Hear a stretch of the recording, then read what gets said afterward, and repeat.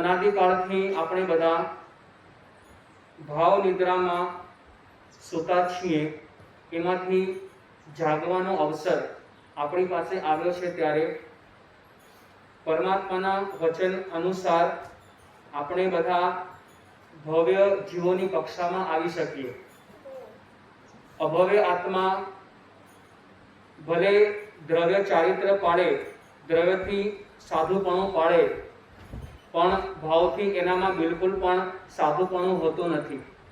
એ દ્રવ્ય સાધુપણાના કારણે જ આટલા ઉપરના દેવલોક સુધી જાય છે.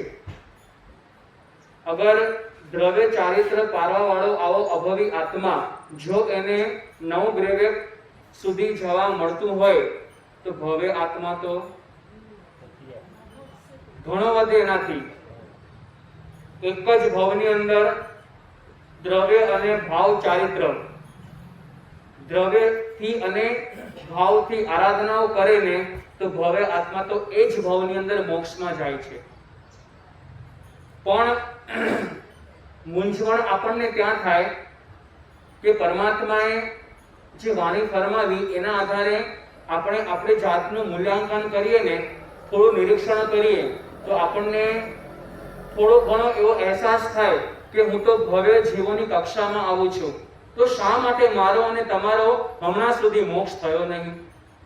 ક્યારે વિચાર ના આવે આવો? હા,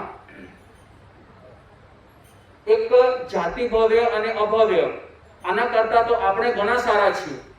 અરે જાતિ ભવ્ય હોવા છતાં પણ એ કેવા દુર્ભાગી છે કે અવ્યવહાર રાશિમાંથી ક્યારે બહાર આવતા નથી. આપણે તો બહાર આવી ગયા, અભવ્ય આત્મા પણ બહાર આવી ગયા, અને એ આવ્યા પછી આપણે બધાએ એમ કહેવાય છે, પરમાત્મા કહે છે કે આ જીવે છે ને એની વિકાસ યાત્રાનો પ્રારંભ કર્યો વ્યવહાર રાશિમાં આવ્યા પછી. ત્યાં અવ્યવહારમાં પણ એકેન્દ્રિયમાં હતો, અહીંયા આવ્યો એટલે એકેન્દ્રથી ફરી શરૂઆત થઈ. એકેન્દ્રની અંદર પૃથ્વી, પાણી, અગ્નિ, વાયુ અને વનસ્પતિ કાય. એમાં પૃથ્વી, પાણી, અગ્નિ, વાયુની અંદર એને અસંખ્યાત ભાવ કર્યા. વનસ્પતિ કાયમાં જન્મ પામ્યો, ત્યાં એને અનંતા ભાવ કર્યા. આમ કરતા કરતા એને સહન કર્યું. એકંદરે જીવો માત્ર સહન કરીને પોતાના કર્મ ખપાવે છે. આ પૃથ્વી છે, આ પાણી છે, આ વનસ્પતિ, આ ઝાડ તમારી સામે ઊભા છે. વરસાદ વરસતો હોય, જબરદસ્ત ઠંડી પડતી હોય, ભયંકર ગરમી પડતી હોય, એવા સમયમાં પણ આવા ઝાડ અડીખમ ઊભા હોય છે. ભલે એ વ્યક્ત નથી કરી શકતા, પણ એમને વેદના તો થાય છે, એ સહન તો કરે છે. આવી રીતે આપણે બધાએ છે ને ભૂતકાળમાં, પૂર્વના અનેક ભવોની અંદર જ્યારે એકેન્દ્રપણું પામ્યા ને ત્યારે માત્ર આપણે સહન કરવાનું કામ કર્યું, અને સહન કરતા એકેન્દ્રિયમાંથી બેઇન્દ્રિયમાં આવ્યા. બેઇન્દ્રિયની અંદર પણ અલગ અલગ ઘણી જાતિ છે, અલગ અલગ ઘણી બધી યોની છે. તમને ખબર છે, 6 કાયના જીવોને ભેગા કરીએ તો એની યોની કેટલી થાય? જીવાયોની કેટલી થાય? ખબર છે?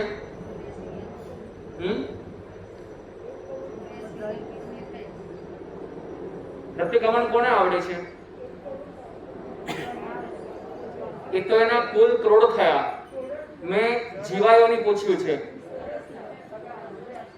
84 લાખ. 7 લાખ પૃથ્વી काय, 7 लाख अपकाय, 7 लाख तेवकाय, 7 लाख वावकाय, 10 लाख प्रत्येक वनस्पति काय, 14 लाख साधारण वनस्पति काय, 2 लाख बेंद्रे, 2 लाख पेंद्रे, 2 लाख चौरिंद्रे, 4 लाख नारकी, 4 लाख तिरेंच, पंचेंद्रे, 4 लाख देवता અને 14 લાખ મનુષ્ય. આ 6 કાય જીવો આની અંદર એનો સમાવેશ થઈ ગયો. વિચાર કરજો, જીવાયોની એને કહેવાય જે તે જીવોને ઉત્પન્ન થવાનું સ્થાન. જ્યાં ઉત્પત્તિ સ્થાન હોય એવી જગ્યાને યોની કહેવાય. એવી યોની અલગ અલગ જીવોની અલગ અલગ છે. એકેન્દ્રિયની અંદર જન્મ અને મરણ કરતા પછી જ્યારે આપણે બેઇન્દ્રિયમાં આવ્યા, હરેક પરમાત્મા કહે છે કે આ જીવે એક પણ યોની બાકી નથી રાખી કે જ્યાં એને જન્મ અને મરણ ન કર્યા હોય. એકેન્દ્રિય હોય, બેઇન્દ્રિય હોય, જેટલા જીવોની જેટલી યોની છે ને, દરેકની અંદર એ જીવ ઓછામાં ઓછા એક વખત તો સ્પર્શ કરીને આવ્યો છે. એક પણ સ્થાન, એક પણ યોની બાકી રાખી નથી. એમ બે ઇન્દ્રિયમાં આવે એટલે બે ઇન્દ્રિયની અંદર અલગ અલગ ઘણી બધી એની જાતિઓ છે. અલગ અલગ બે ઇન્દ્રિયના ઘણા બધા જીવો છે. ત્યાં આપણે જન્મ અને મરણ કર્યા. જ્યાં સુધી એકેન્દ્રિય હતા ને ત્યાં સુધી જે આપણા દ્વારા થતું પાપ અને એનું પ્રમાણ થોડું ઓછું હતું. કારણ કે માત્ર કાયા આવા જીવોને સ્થાવર જીવ કહેવાય, એક જગ્યાએ સ્થિર પડ્યા હોય, જ્યાં સુધી ચલાવવામાં ન આવે ત્યાં સુધી ચાલે નહીં. પણ જ્યારે બે ઇન્દ્રિયપણું પ્રાપ્ત થયું ને એટલે એકમાંથી બીજી ઇન્દ્રિય આપણને વધારે મળી. કઈ ઇન્દ્રિય વધારે મળી? કાયા હતી, શરીર હતું.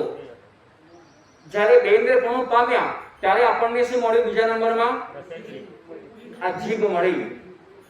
એકેન્દ્રિયપણાની અંદર જે પાપ થતા હતા ને એ પાપ હવે થઈ ગયા બમણા, ડબલ થઈ ગયા બે ઇન્દ્રિયમાં આવ્યા પછી. એટલે પરમાત્મા કહે છે કે આ જીવને જેમ જેમ એક એક ઇન્દ્રિય વધારે મળતી જાય તેમ તેમ પાપના વિકલ્પો વધતા જાય. ખબર છે કે નથી ખબર? તમારી પાસે હમણાં 5 ઇન્દ્રિય છે, તમે કેટલી ઇન્દ્રિયથી પાપ બાંધો છો? હા, 5 ઇન્દ્રિયોથી. હવે એકેન્દ્રિય જીવ હોય એ કેટલી ઇન્દ્રિયથી પાપ બાંધે? 3 ઇન્દ્રિય જીવ હોય કેટલી ઇન્દ્રિય દ્વારા પાપ બાંધે? જેની પાસે જેટલી વધારે ઇન્દ્રિય એની પાસે એટલા પાપ કર્મના વિકલ્પ વધારે. કાયા હતી ત્યાં સુધી આ જીભ એટલે કે આ બોલવાનો, આ ખાવાનો કોઈ મગજમારી હતી નહીં. જે મળે જે આવે તે ખાઈ લેવાનું, સહન કરવાનું. પણ જીવ બે ઇન્દ્રિય આવીને બે ઇન્દ્રિયપણું મળ્યું એટલે સ્વાદના અભરખા જાગ્યા. સમજાય છે? હમણાં સુધી એવું કાંઈ ન હતું, એકેન્દ્રિયપણામાં એવું કાંઈ જ હતું નહીં. પણ જેવું બે ઇન્દ્રિયપણું મળ્યું ને એટલે ત્યાં એક તો બોલવાની વાત આવી અને બીજા નંબરમાં ખાવાની વાત આવી. અને એના દ્વારા ગમો અણગમો કર્યો, રતિ અરતિ કરી. આ ભાવે તે ન ભાવે, આવું જોઈએ તેવું ન જોઈએ, એવું કરવામાં આ જીભ દ્વારા આપણે પાપ બાંધવાના શરૂ કર્યા. અને આવી રીતે પણ પરમાત્મા કહે છે સંખ્યાત વખત એક એક જગ્યાએ ઉપરાઉપરી ભાવ કરીએ બે ઇન્દ્રિયમાં તો પરમાત્મા કહે છે કે સંખ્યાત વખત આ જીવ જન્મે અને મરે. એક જ યોનિની અંદર, એક જ આ કાયની અંદર જન્મે તો એવું કરતા થોડા કર્મો હજી ઓછા થયા, હળવા થયા. બે ઇન્દ્રિયમાંથી શું મળ્યું? બે ઇન્દ્રિયપણું મળ્યું. એટલે કઈ ઇન્દ્રિય વધારે મળી? નાક મળી. એટલે પાપ કરવાના વિકલ્પ પણ વધી ગયા. હમણાં સુધી સુગંધ દુર્ગંધની કઈ ખબર પડતી ન હતી, પણ હવે સુગંધ આવવા લાગી. એટલે સુગંધ આવવા દ્વારા ગમો અણગમો થયો, રતિ અરતિ થઈ અને ત્યાં પાપ કર્મ બંધાવાના શરૂ થયા, વિકલ્પો વધવા લાગ્યા. બે ઇન્દ્રિયમાંથી આમ કરતા સંખ્યાત વખત જન્મ અને મરણ કર્યા. તે ઇન્દ્રિયમાંથી બન્યા ચૌરિન્દ્રિય. આ જેટલી પણ આપણને ઇન્દ્રિય મળતી ગઈ ને એમાં જોવા જેવી વસ્તુ એ છે આ જીવનું લક્ષ્ય છે ને, લક્ષ્ય બદલાતું ગયું. એની ઈચ્છાઓ બદલાતી ગઈ.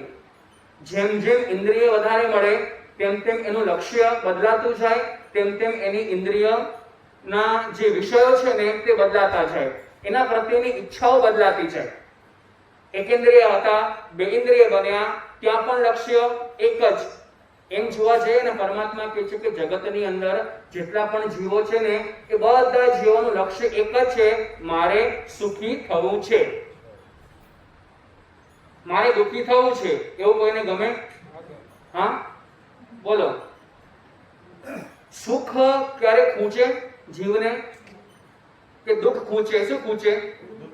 અરે દુઃખ આવે, પ્રતિકૂળતાઓ આવે ને ત્યારે આ જીવને એ ખૂંચવા લાગે. પણ જ્યારે સુખ મળતું હોય, અનુકૂળતાઓ મળતી હોય એવા સમયમાં એને ખૂંચે નહીં. એટલે એમ જોવા જઈએ ને તો એકેન્દ્રથી માંડીને પંચેન્દ્ર સુધીના બધા જીવોને સુખની ઝંખના છે અને સુખને મેળવવા માટે આ ઇન્દ્રિય દ્વારા પાપ કરે છે. એકેન્દ્રિયમાં હતા, એને સુખ જોઈતું હતું, ભલે બાકીની ઇન્દ્રિય એની પાસે ન હતી, પણ લક્ષ્ય એનું શું હતું કે મારે સુખ મેળવવું છે. ભલે કાયા દ્વારા મળે, બે ઇન્દ્રિય પૂર્ણ મળ્યું તો એનું સુખ ભોગવવાનો વિકલ્પ વધવા લાગ્યો. હવે કાયા દ્વારા ભોગવાતું હતું, હવે મળી ગઈ એને જીભ, હવે એને એના દ્વારા સુખ ભોગવવું હોય. 3 ઇન્દ્રિય મળી એટલે નાક એને વધ્યું, એના દ્વારા સુખ એને ભોગવવું હોય.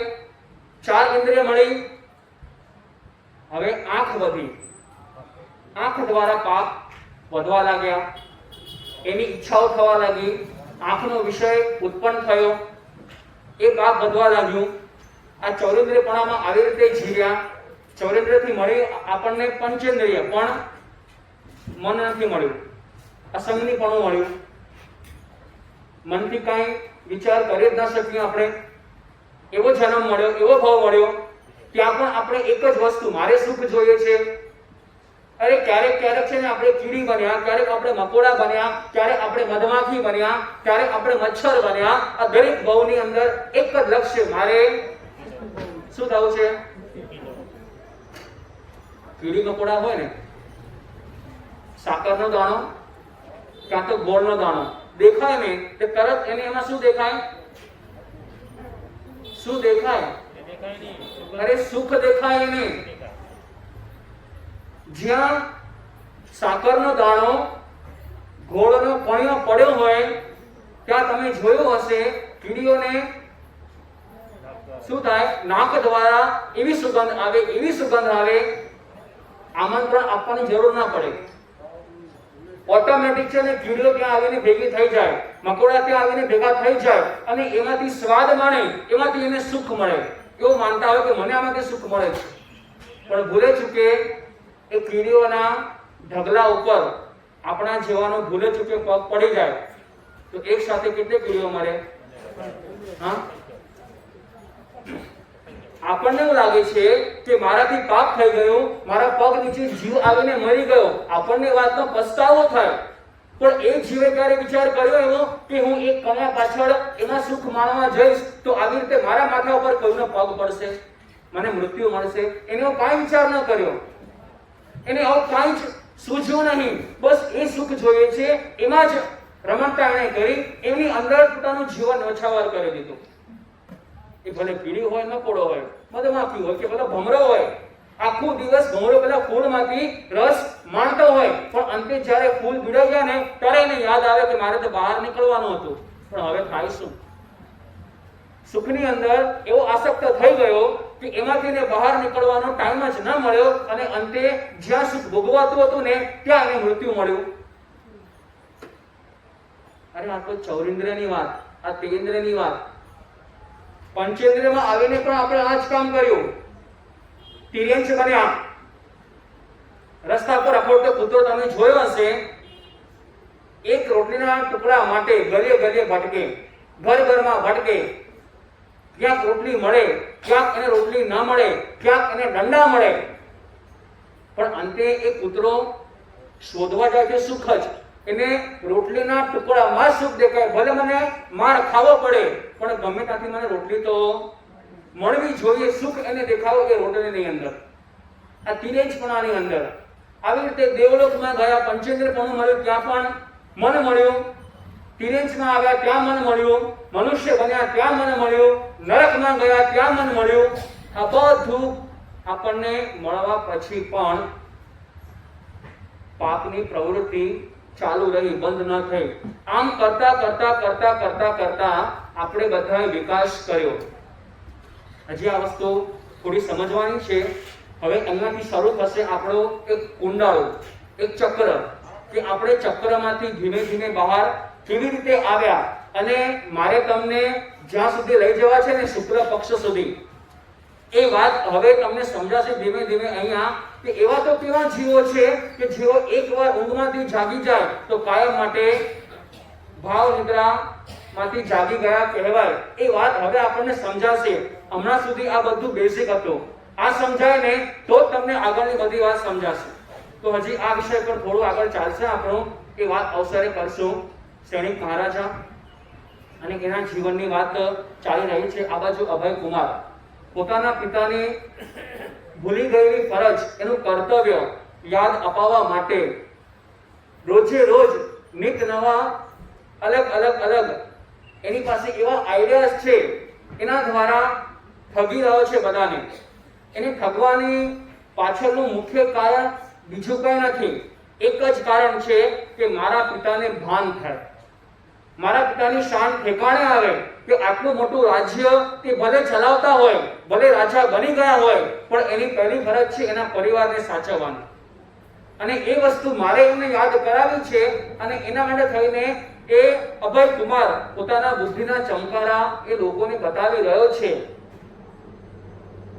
કોટવાલને સૌથી પહેલા તો પેલા ઝવેરીઓને ઠગી લીધા, એના પછી વારો આવ્યો કોટવાલનો, એના પછી વારો આવ્યો મહામંત્રીજીનો, હવે વારો આવશે મહારાજા ખુદ પોતે. મહામંત્રીની આવી હાલત જોઈ, એના મુખેથી આવી વાત સાંભળી એટલે મહારાજાથી રહેવાયું નહીં અને એમને છે ને દરબાર જાહેર સભા ભરાયેલી હતી, ત્યાં જાહેરાત કરી કે હવે આ બીજું કોઈ નહીં, ખુદ હું પોતે ઝડપી રહ્યો છું અને આજે રાત્રે એક ચોરને પકડવા નીકળીશ, આજે રાત્રે મારા હાથમાં આવ્યો સમજો. અને એ સભાની અંદર વેશ પલટો કરીને અભય કુમાર શું ચર્ચા થઈ રહી છે ને એ બધી વાતોને સાંભળી રહ્યો છે, મનમાં ને મનમાં મલકાઈ રહ્યો છે.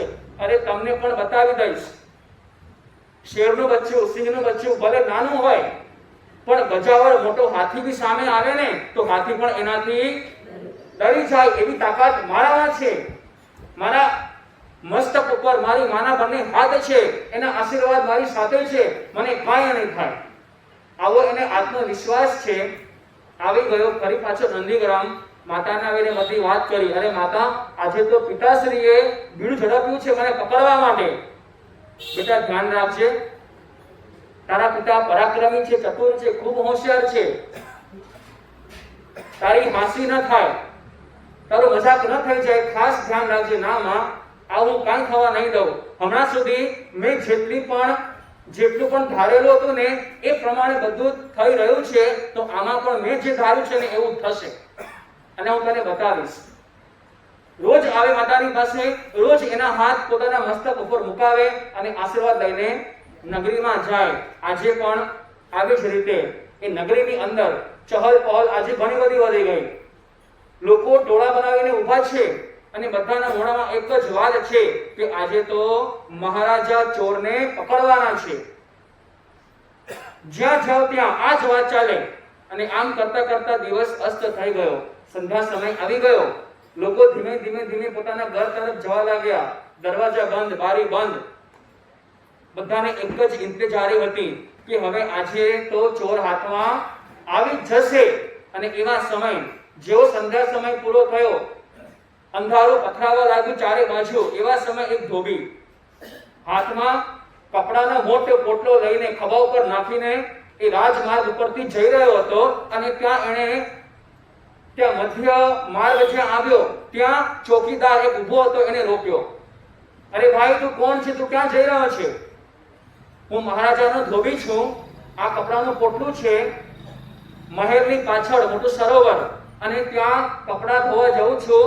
2-4 દિવસ પછી નગરીમાં મોટો મહોત્સવ થવાનો છે, તું મને અટકાવની, મને જવા દે.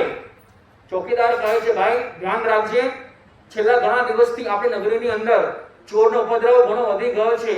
તું નગરીની બહાર જાય છે એ પણ નજર નાખજે. તને ક્યાંય ચોર નજરે આવે તો મને બૂમ પાડજે. ભલે. ધીમે ધીમે આગળ જાય છે.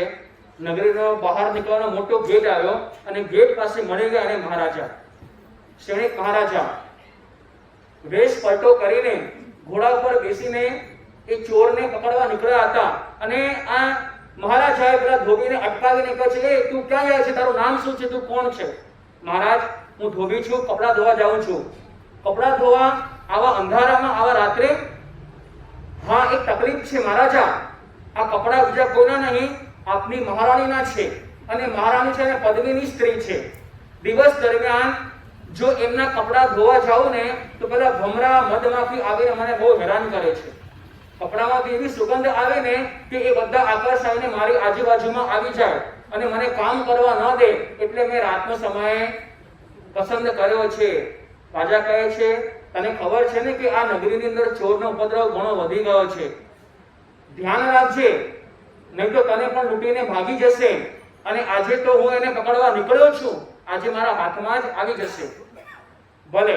એમ કહીને મહારાજા અંદર ચાલ્યા અને પેલો ધોબી ગયો સરોવર કિનારે, નદી કિનારે ત્યાં ગયો. ધોબી નદી કિનારા ઉપર પોટલું ખોલ્યું, કપડા બધા બહાર કાઢ્યા. એ પોટલાની અંદર એક માટલું પણ હતું એની પાસે. એ માટલું બહાર કાઢ્યું, માટલાને ઊંધો કર્યો અને માટલા ઉપર છે ને ચૂનો લગાડ્યો અને પછી એના ઉપર કાળા કલરનો રંગ લગાવી દીધો, કાળો રંગ લગાવી દીધો અને માટલાને નાખ્યો પેલા નદીની અંદર. માટલું ઊંધું કરીને નદીમાં નાખીએ તો માટલું તરવા લાગે. હવે એ માટલું અંદર જવા લાગ્યું. દૂરથી તમે અંધારામાં એમાં જુઓ ને તો એમ જ લાગે કે નદીની અંદર કોઈ માણસનું માથું દેખાય છે. અને આ ધોબી બીજો કોઈ નહીં. કોણ હતો ધોબી? કે અભય કુમાર હતો, બીજું કોઈ ન હતું. અભય કુમાર વિચાર કરે છે કે હવે યોગ્ય સમય આવ્યો છે રાજાને અહીંયા બોલાવવાનો.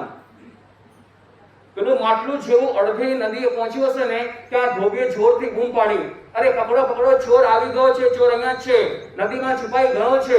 અને સુમસામ વાતાવરણ અને એક બૂમ પાડી કે રાજાને અવાજ આવી ગયો. રાજા મારતે ઘોડે આવ્યા ત્યાં ધોબીને કહે છે, ભાઈ શું થયું? જો રાજા, પેલો ચોર નદીમાં જઈ રહ્યો છે આગળ. મેં એને ઘણી કોશિશ કરી પકડવાની, મારા હાથમાં ન આવ્યો અને મને નદીની અંદર તરતા આવડતું નથી. કૃપા કરીને આપ એને જઈને પકડો, હું તમારું ધ્યાન અહીંયા રાખીશ. અને રાજાએ જોયું કોઈક વ્યક્તિ તો દેખાઈ રહ્યું છે. માટલું હતું એ, પણ એમાં એમને વ્યક્તિનો આભાસ થતો હતો, એનું મસ્તક દેખાતું હતું. રાજા એકદમ હોશમાં આવી ગયા, ઉત્સાહમાં આવી ગયા. તલવાર બહાર કાઢી પેલા ધોબીને કહે છે, આ મારા કપડા લે, આ મારા આભૂષણ લે અને આ મારો ઘોડો અહીંયા બાંધીને જાઉં છું, અહીંયા ઉભો રહેજે, હમણાં લઈને પાછો આવું છું. હવે સૈનિક મહારાજ નદીની અંદર કૂદ્યા.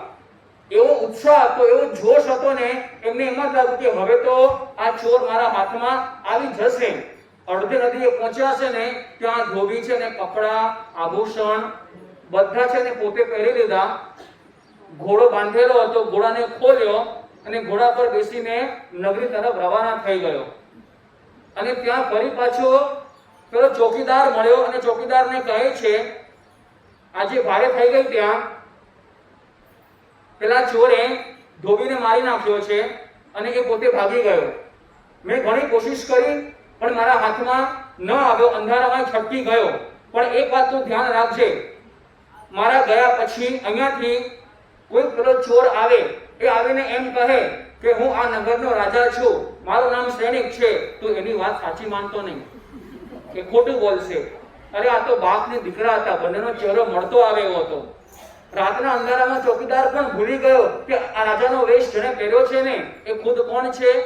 અભય કુમાર છે, રાજા નથી. પણ એ મળતા ચહેરાને કારણે એ પણ થાક ખાઈ ગયો. ભલે મહારાજા, આપની જેવી આજ્ઞા, બસ હવે હું ક્યારનો આમથી આમ ચક્કર લગાવી રહ્યો છું, થાકી ગયો છું, હવે મહેલમાં જઈને આરામ કરીશ. પણ એક વાતનું ધ્યાન રાખજે, તારા હાથમાં આવી જાય ને અહીંયા એને બાંધી રાખજે, નગરની અંદર આવવા દેતો નહીં.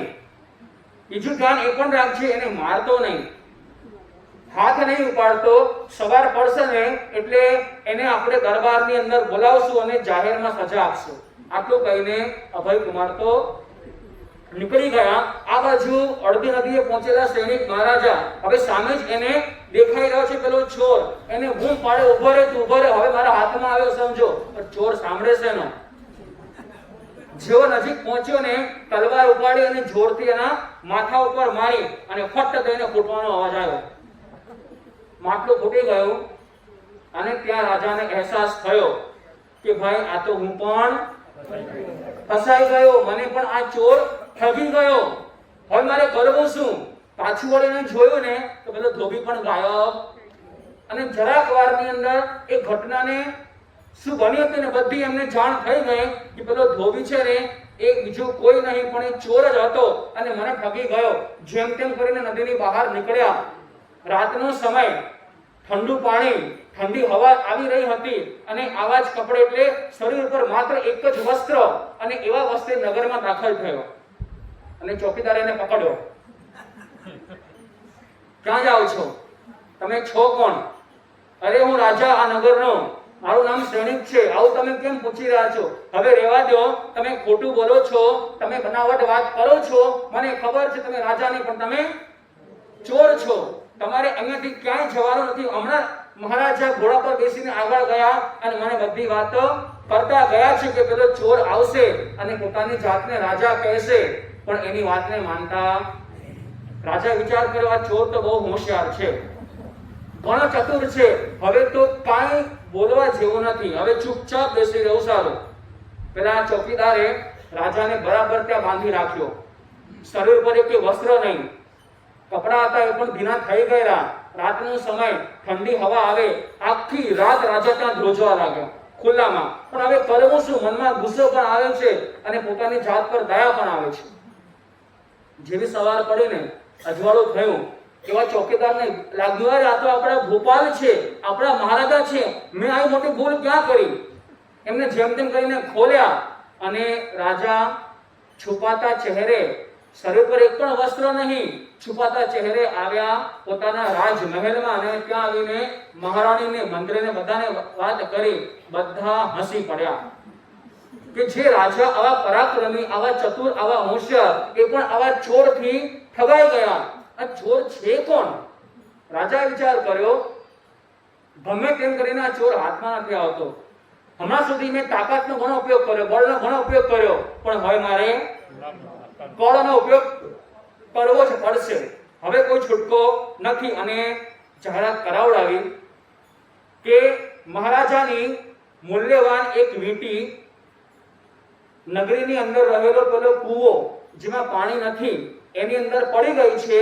જે પણ વ્યક્તિ એ કૂવાની અંદર ઉતર્યા વિના, હાથ લગાવ્યા વિના એ વીંટીને બહાર કાઢી આપશે ને, એને આ નગરીના 500 મંત્રીનું ઉપરનું પદ મળશે, એટલે કે એને મહામંત્રી તરીકે નવાજવામાં આવશે. અને આ વાત નગરની અંદર ફેલાઈ ગઈ. આ વાત આવી અભયકુમારના કાને. અભયકુમાર નક્કી કર્યું, હવે છે ને મારી ઓળખાણ છતી કરવાનો સમય આવી ગયો છે. લોડું હવે એકદમ ગરમ થઈ ગયો છે, હવે મારે એના ઉપર હથોડો મારવો પડશે. અને હવે મારા પિતાની શાન ઠેકાણે આવી. સમજો તો હવે અભયકુમાર પોતાની બુદ્ધિનું બળ વાપરીને પેલી વીંટીને કેવી રીતે બહાર કાઢે છે અને આગળ શું ઘટના બને છે તેના ભાવ અવસરે કહેવામાં આવશે.